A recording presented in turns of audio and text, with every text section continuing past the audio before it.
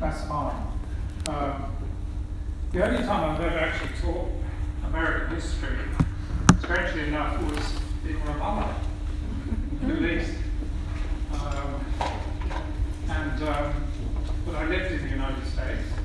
I've been there a few times, and I've travelled in 46 of the 50 states.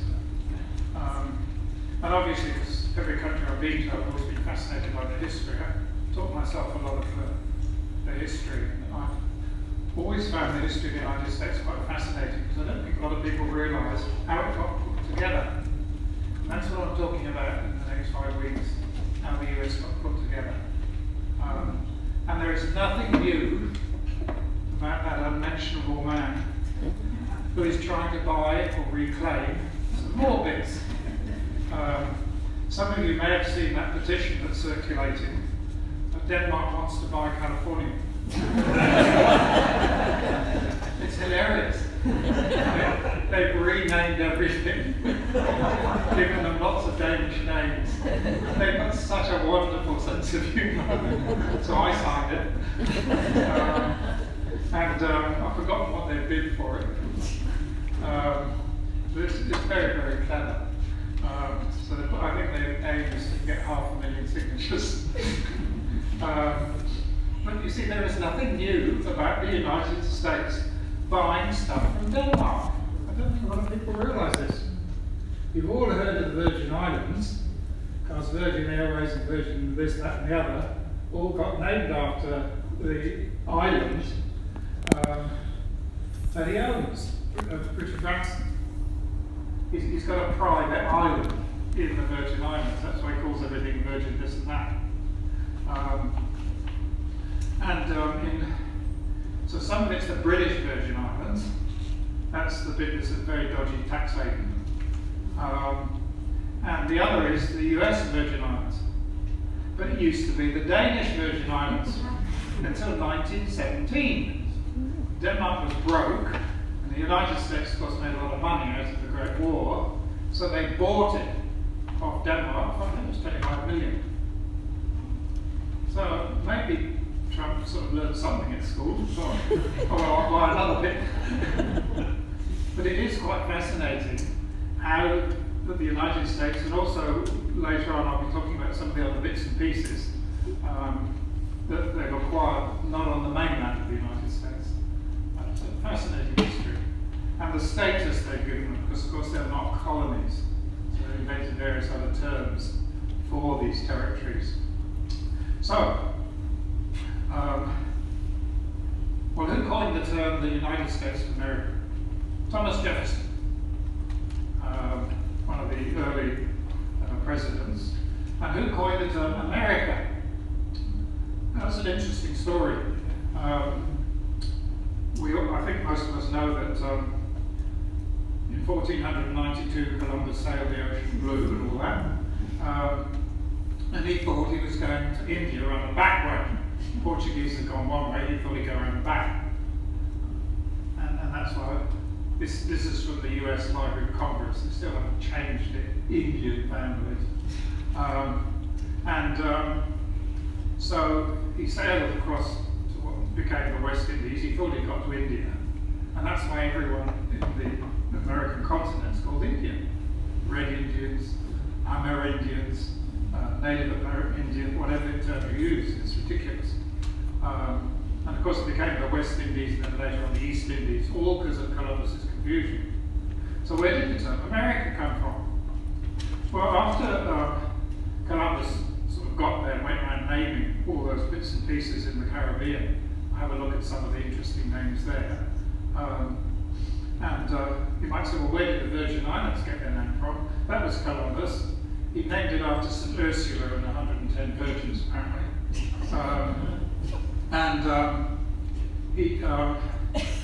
After a bit, it dawned on the map makers, because they're quite excited. It's a bit like the astronomers today, sort of naming new constellations and bits and pieces for what's his name to go and fly and visit. Eventually it dawned on one of the Italian cartographers that it wasn't India. So he got one of the maps from one of the sailors who was doing the maps as we sort of put the bits together. It was a bit like the way they put the maps of Australia together. You know, different sailors got around different bits, and bits got added, and the cartographers in Britain sort of adding all the bits. And of course, we all know that it took them a long time to work out that Tasmania wasn't part of the mainland, and they had to redraw the maps, put Bass Strait in. Eventually one of the map makers sort of redesignated it, and his name was Amerigo Vespucci. and that's where the name America came from, the Italian map maker. So there you are, the United States of America, Thomas Jefferson, the American continent, the New World, and the Italian map maker, Amerigo Vespucci. So I think those names are interesting. A lot of my friends who come from what we now call Latin America, Central and South America, they're always quite indignant. We're American too. Why does everyone keep talking about America? Interesting difference. So what I wanted to do is in these series of talks, one of the series I'm going to devote purely to religion. Because one of the fascinating things about the United States, of course, is this dispensationalism, this role of religion in the United States, particularly today. And a big difference, of course, with Australia. Where did it come from? What are all these religious groups who are divided between those who obviously voted for Trump? Incidentally, his name was actually Trump or Drumpf. It's interesting the way people who migrated to the United States often had unpronounceable names or wanted to change them. Apparently his grandfather, coming from Germany, he seemed to spell his name Trump or Trumpf. His mum came from the Outer Hebrides. Interesting. So they, this was the situation when the Europeans first arrived on the American continent. We don't know, it's a bit like Australia, we have no idea how many indigenous people were here in what eventually became the United States. I'm not an expert on it, and it wasn't a written history, but this gives you some idea. You're familiar with some of the names. Their boundaries kept shifting. Estimates are anywhere from 4 to 18 million. It's a bit like the same argument we're having, you know, how many indigenous people there were in Australia or in Tasmania, we don't really know. So somewhere they reckon 4 to 18 million.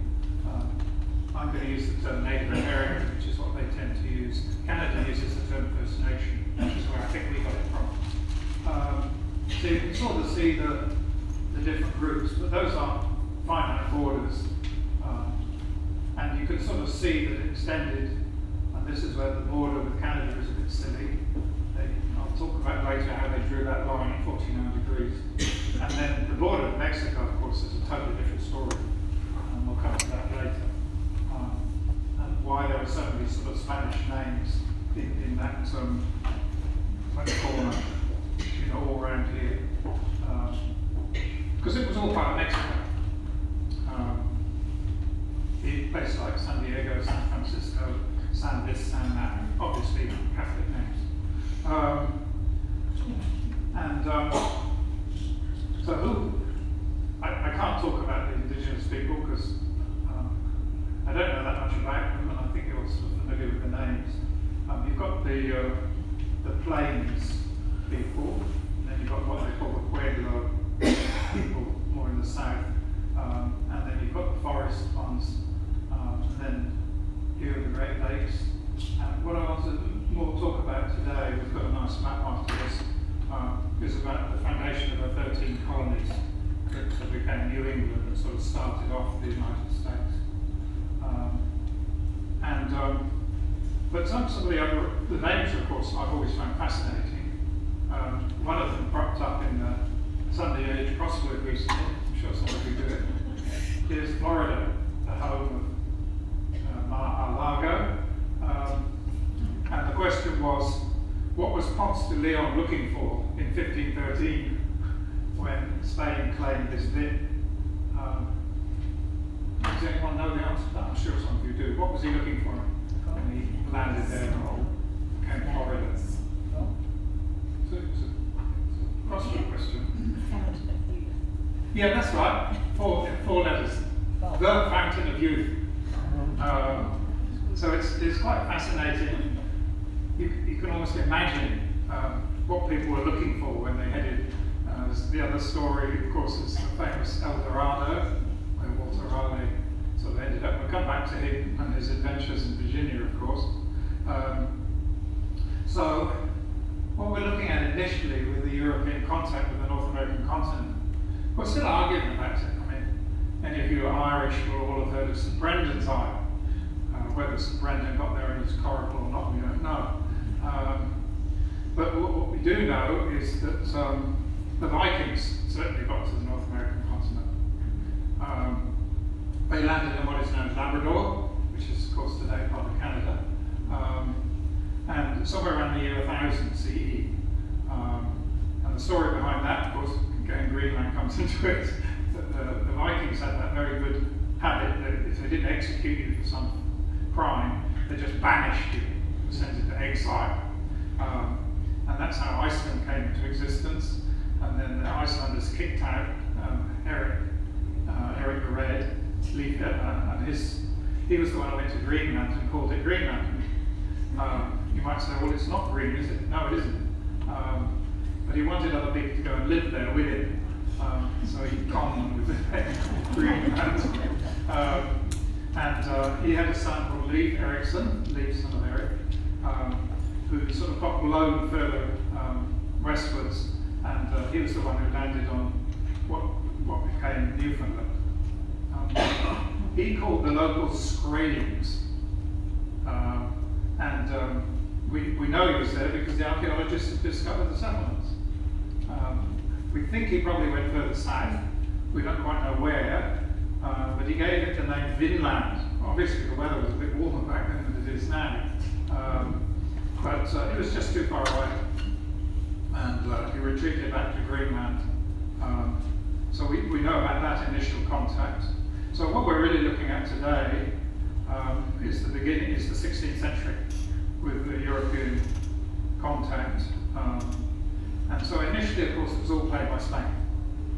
And I told you the story before of how the Pope drew that line down the middle of the Atlantic and said everything that side's Portuguese and everything that side's Spanish. And then, of course, they didn't realise Brazil was in the way. And that's why Brazil speaks Portuguese and everyone else speaks Spanish. And I noticed the other day that they reckon that Spanish will be the dominant language in the United States.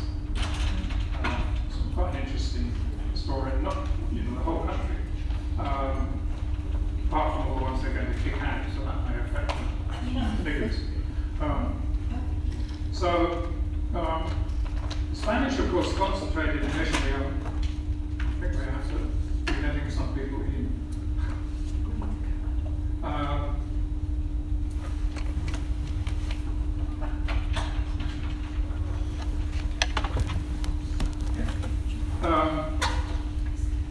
What were the Spanish looking for? Basically gold, which puzzled the people in the American continent, because they had lots of gold, lots of silver. They couldn't understand why the Europeans had this obsession with gold.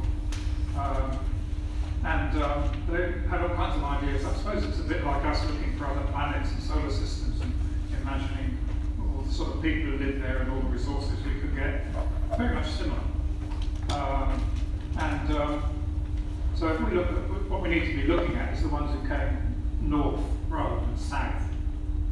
We've all heard of Cortez and the Aztecs, and Pizarro and the Incas. That's more Central America and South America. But who came north? Well, I told you Ponce de Leon came up and claimed Florida, 1513, looking for the Fountain of Youth. Some of you may have read the article about they're still looking for the Fountain of Youth, but it consists of all kinds of weird practices and swallowing different things and all kinds of odd things. I don't know why people want to live forever. It must be dreadful. You may have heard of that lovely Russian story about the guy who tied death up in a bag, and he thought he'd done everyone a favour, and in the end they had to let death out because everyone got fed up with living forever. Then Virginia, which is of course the colony that we often hear about, sort of initially obviously named not after St. Ursula and her virgins, but Virgin Queen Elizabeth I. Spanish were there looking for gold. You can see where, I think you know, Virginia sort of up around here. And then, of course, with the Spanish were the missionaries, the Jesuits. And so they were there as well, they followed. That's why so many of the people in Latin America are Catholic, obviously, from that tradition. The point was that this was the 16th century, and although it was claimed by Spain, this is when the British and the French and the Dutch had sort of split with the Catholic Church and sort of said, well, we don't actually recognise that claim. And the first British claim to North America was the Cabot brothers, my father and son, who set out from Bristol, landed in what became Labrador, 1497. And sort of British started claiming bits, and then the French started claiming bits. But that's why basically Canada ended up British after they kicked the French out. And then what we're looking at is how the US encroached on the Spanish claims further south. You get places like New Mexico. So the first settlement was the Jamestown settlement. Raleigh again, Walter Raleigh. An interesting character, of course, in the end he upset the Queen, got his head chopped off. In 1584, he tried to sort of start a settlement in what became Virginia, that's where the name came from. It was the lost colony. It was interesting, they did settle there, and the colonies both collapsed. It was just think how far away it was. Back then it's a bit like us sort of going to Mars or somewhere. You know, how do you contact someone who's 3 years away in a spaceship?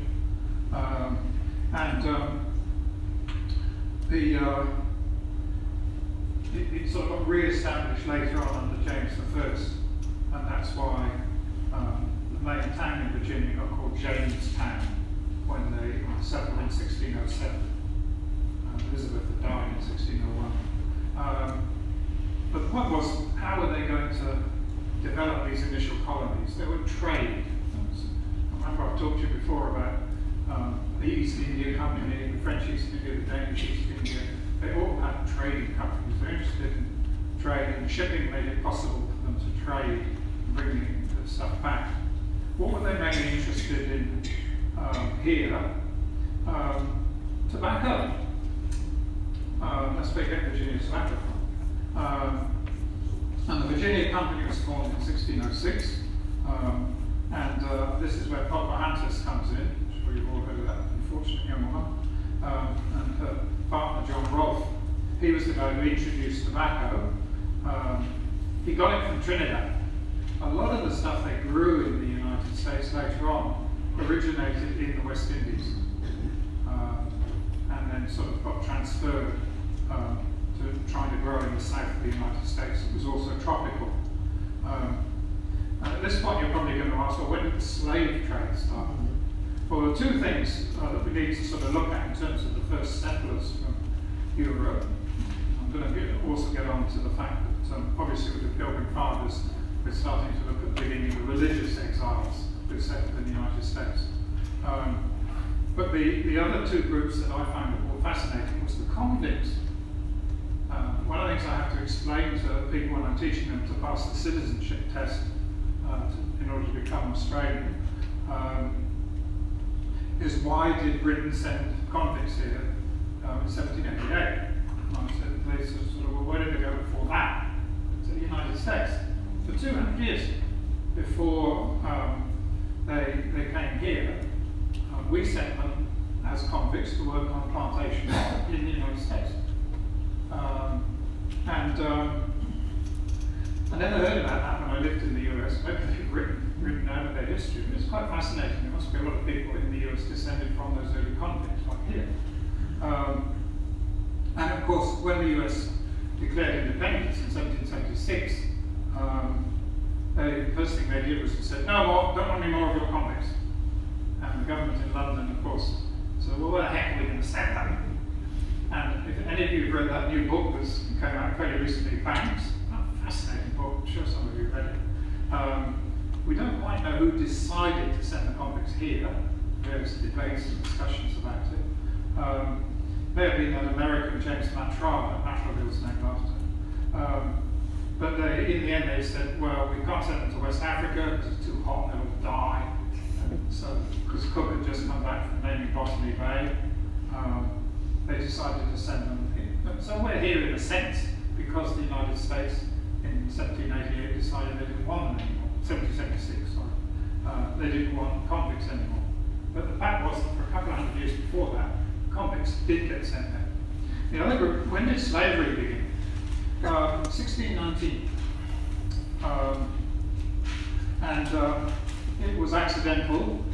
They turned up in Virginia on a Portuguese ship with slaves from Angola.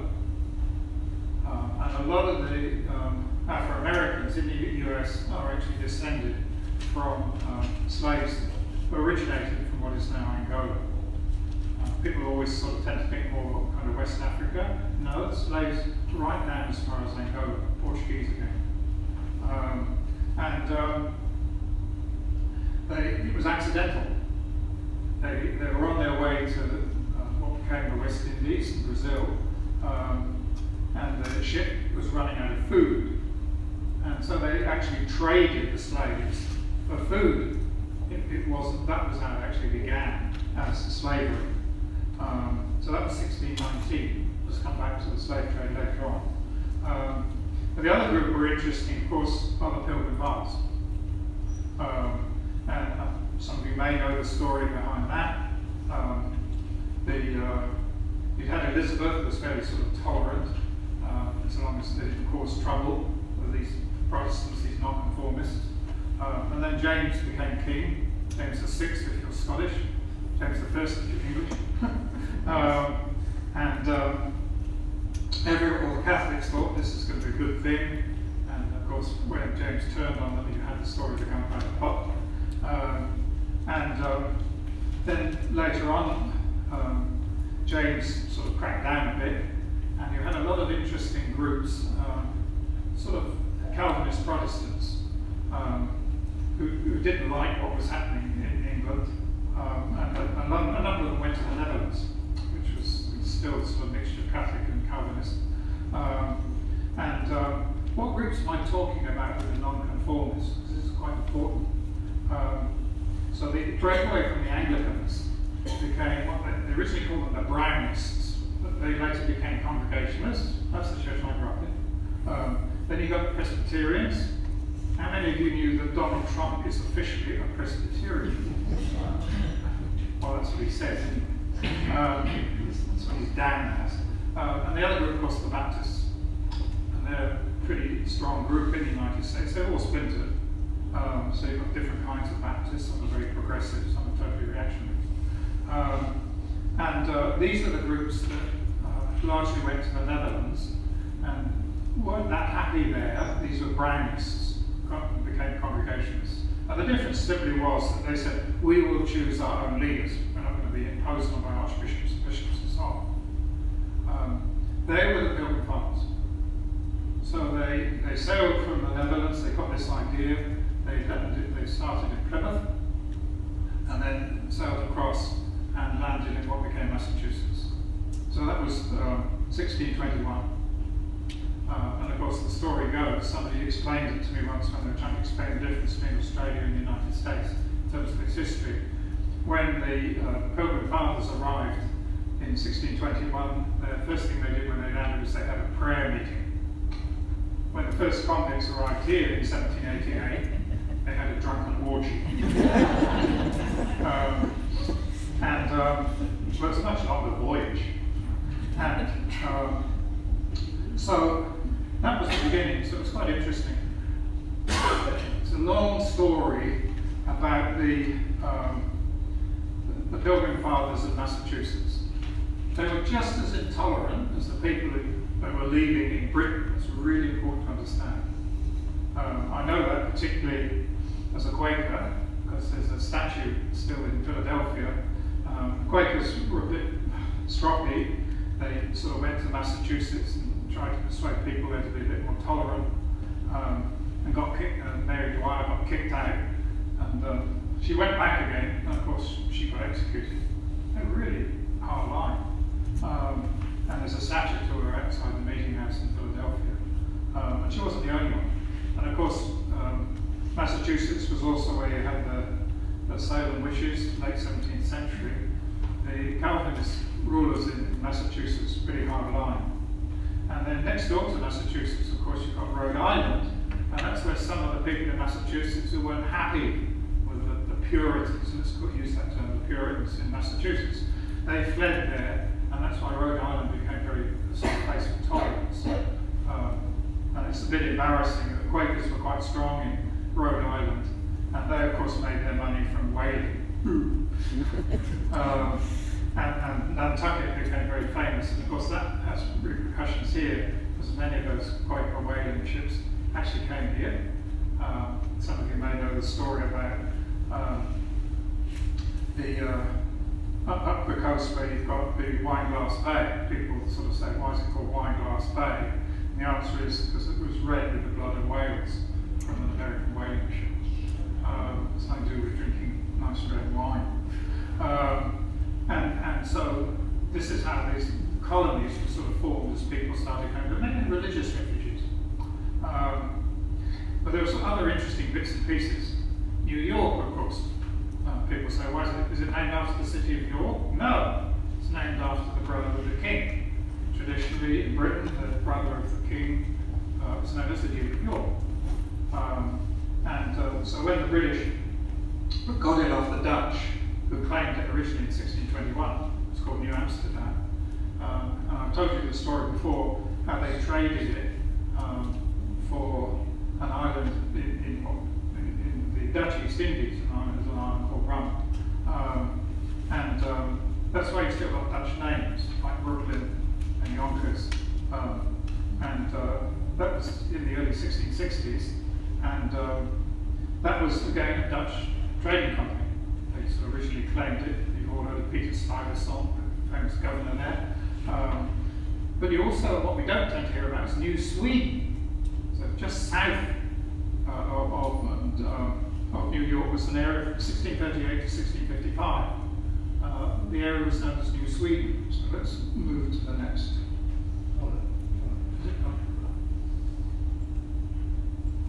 Yeah. So these are the interesting map, the flag, isn't it? So I think if your geography is good enough, you'll know where I'm talking about. So here's, and all these borders were found much later, they're very, very fluid. So there's obviously what became Massachusetts there. There's Rhode Island.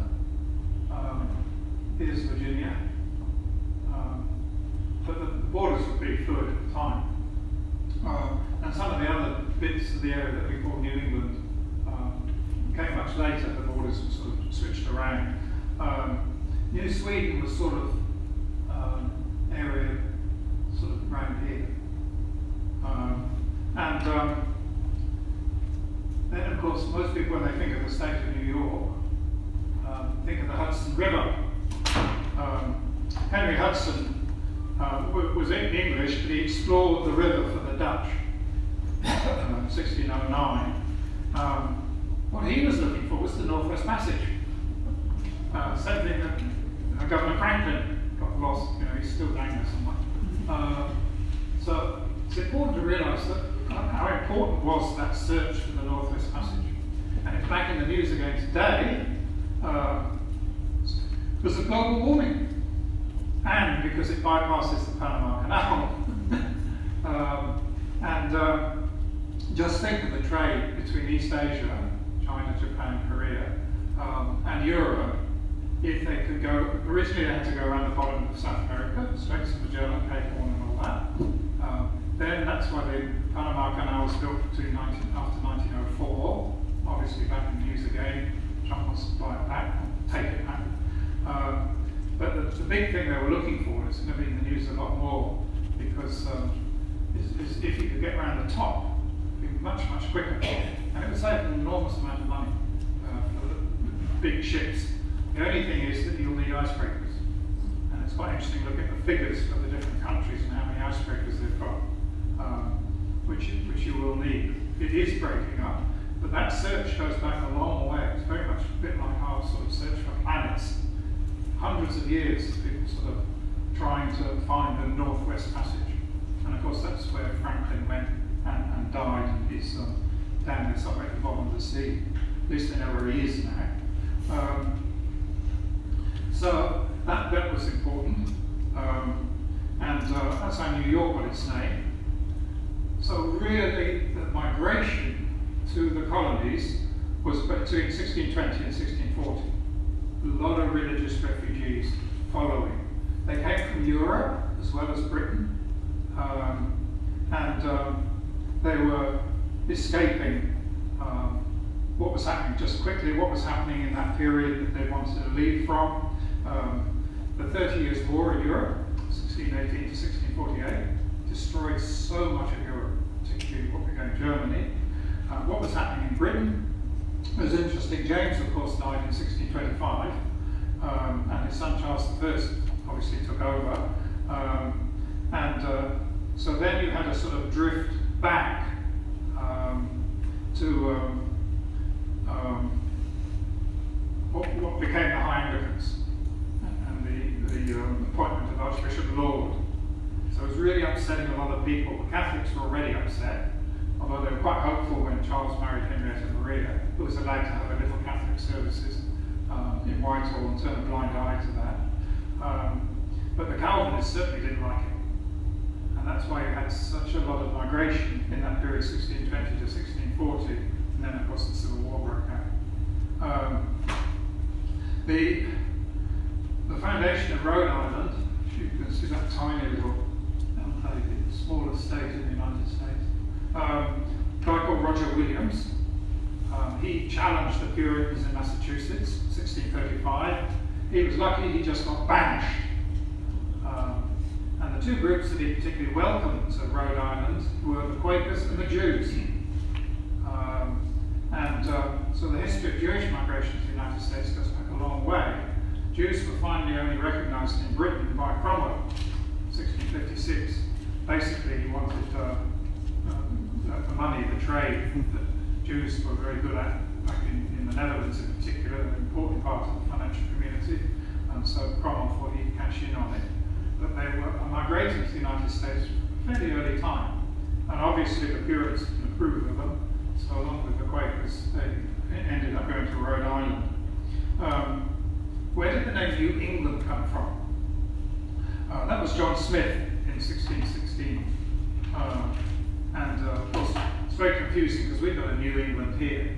And in fact, one of my degrees is from the University of New England, which confuses people because they think I've studied in the United States. I didn't. Some of the other names are quite interesting. Where did New Jersey come from? 1664. That was under Charles II. It was named after a guy called Sir George Carteret. The Carteret Islands are named after him off Papua New Guinea. He defended Jersey during the Civil War in Britain, and so they named it after him. And again, they allowed toleration. But New Jersey was put together from two bits, West New Jersey and East New Jersey, and it was originally New Sweden, and it sort of became New Jersey. The Dutch had added it. They called the whole area the New Netherlands. So all these borders were very, very fluid. And the dominant group in East New Jersey were actually the Quakers. So later on, you've got the story of Pennsylvania. I think you know the story behind that. Some of you will. Charles II spent a lot of money on wine, women, and song. He was a live up life. He was broke, and so after he became king, came back from Paris in 1660, he owed Penn's dad a lot of money. Penn was an admiral, and he'd lent the king a lot of money, and so William the son said, well, can I have the money that you owe Dad? And the king said, look mate, sorry, I haven't got it. I spent it. But I'll give you a chunk of the United States instead. And in the 1660s, Quakers were being heavily persecuted in Britain. There was a big reaction after the Restoration. The Anglicans sort of took charge and cracked down on the nonconformists, and particularly the Quakers. They actually banned Quaker meetings, and the soldiers used to invade the Quaker meetings and cart all the adults off, leave the children in charge. So Penn said, "Oh, okay, that's great. I'll accept your offer, thank you, and I'll make it a haven for all the Quakers who were being persecuted in the 1660s." The king said, "Well, what are we going to call it?" "I'm going to call it Pennsylvania. It just means Penn's Woods." And Penn, being a good Quaker, said, "No, you can't name it after me. Don't do that." And the king said, "Sorry, mate, I'm still going to call it after you." And it became Pennsylvania, and that's where the name came from, Penn's Woods. Penn called it the Holy Experiment. For about 70 years, Pennsylvania was run by the Quakers. The problem was that they welcomed everybody who was being persecuted from Europe as well as from Britain, and they became a majority, and then the Quakers sort of gave up because they didn't have a majority anymore. And Penn, of course, decided he would set up a city, Philadelphia. That became, obviously, they used to call it City of Brotherly Love. Now we have to call it Brotherly Love and Sisterly Affection. And that's why in the middle of Philadelphia you've still got that statue of William Penn on a tower. Originally you weren't allowed to build any building taller than Penn's statue. That's a bit like the argument we're having here about high-rise too. It's nothing new to Hobart, arguing about high-rise buildings. But that's the origin of Pennsylvania. Where did the other states come from? A lot of them were just sort of split up. Just Vermont, of course, home of Bernie Sanders. Where's it gone? Oh, Vermont was a breakaway later on, 1791. So this was came later. It's sort of here. Maine didn't join until 1820. So that all these borders were very fluid. New Hampshire was named after a guy who, well, obviously came from Hampshire. What they did was they gave out land, and the proprietor of what became New Hampshire came from Hampshire. So that's where that name came from. If you go further south, obviously, I think you've worked out what the names would mean. Maryland was interesting. That was the state that was created for Catholics, called Baltimore, around the Delaware River here. Virginia we've already talked about. The Carolinas obviously named after Charles, North and South Carolina. We'll come to that a bit later. And Georgia, which is of course in the news quite a lot, was established not until 1732.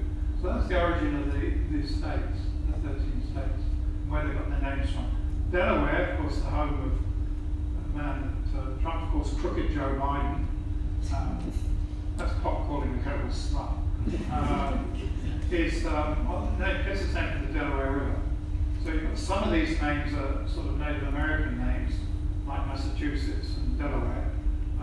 Others are names imposed by the sort of colonial powers. But this was the origin of the 13 colonies. And so what we're going to, I'm not going to sort of go into the history of the US War of Independence, because I'm here basically to tell you, how the United States was constructed. But it's interesting to look at what was the origin of these colonies. Borders were sort of formalised later. States sort of gradually got recognised, and And the only other story that's worth mentioning is, because again we copied it here, the capital that later became Washington DC, sort of on the border of Maryland and Virginia, based around the home of George Washington. And hence Washington DC. We did the same when we sort of decided to become a federation in Australia. Where are we going to have our new capital? Sydney said Sydney, Melbourne said Melbourne, and our early politicians said, oh no, we'll copy the Americans, we'll have a new state somewhere between Sydney and Melbourne. And they rode around on horseback, looking at several different sites before they settled on that sheep paddock that became Canberra, and started building the Parliament House and so on. A bit similar to the United States. Interesting difference here with Canada, where they simply chose Ottawa, small city, strategically located between the two big states, Ontario and Quebec. Totally different approach to having a capital. Mexico, the oldest capital of all, of course, was built where Mexico City, where the name Mexico comes from, where the Aztec Emperor was based. So that's the sort of the origin of the 13 colonies. And what I'll be looking at next week is how the other states were sort of created. They were, stolen, purchased, conquered. It's a fascinating story. And then obviously it clashes with the French. I told you a bit before about how they got the Russian bits in California. And of course the really big area, the Louisiana purchase from the French, hence the name Louisiana, and New Orleans, French name. Florida, of course, purchased from the Spanish. And then the whole of this area used to be part of Mexico. That's why you've got all the Spanish names sort of in this area. San this, San that. And then ultimately, of course, the two last bits, Alaska, purchased from the Russians, 1867, and Hawaii, it's another story altogether we'll be looking at. The last queen and how she was deposed. And they both joined the Union in 1959. So it's quite a fascinating story. It scores 2, so it's time to stop. So if any of you want to sort of add any comments, I'm sure some of you know your history probably better than I do. Or want to argue with me, please do. Yes? Hi. As a student of American history, I was fascinated by the sexist hypocrisy of the Pilgrim Fathers. Oh. And reading the Massachusetts Bay Company papers, there are endless statements about the man being the head of the household and women will be obedient to them and the man is a protector of the family. And the next line down you get, and we will establish whorehouses because men have needs. They're good Calvinists. Some of you probably been to Edinburgh, I'm visiting Edinburgh again later this year. You've never visited the house of John Knox. He was the preacher who used to preach when poor Mary Queen of Scots had to listen to his diatribes. Outcry against the monstrous regiment of women was his famous tract. Yes, very true. The early Calvinists, if you go back to the stories about John Calvin, I'd be very embarrassed if I went to the Calvin Christian school if they really knew about Calvin, some of his ideas. It's shocking, misogyny. Yeah, thank you. And we haven't talked about their attitude to Native Americans. That was one big difference with Pennsylvania. I'll come back to that later. Talking about the Native Americans, up until a year or so ago, when I read a book on archaeology, I had the impression there were no built structures in America before white man came. Apparently, the places in Florida where they built canals to do the fishing, eel fishing, etc. So it's another story which has been downplayed. And the Pueblo Indians, as they call them, they had structures. Plains Indians were more mobile. Yeah, you're quite right. And one of the interesting things, if you're talking about governance and democracy, the Iroquois Federation. So there's so many stories that you can develop from that. Yeah. Okay, tea time, coffee time, all of this.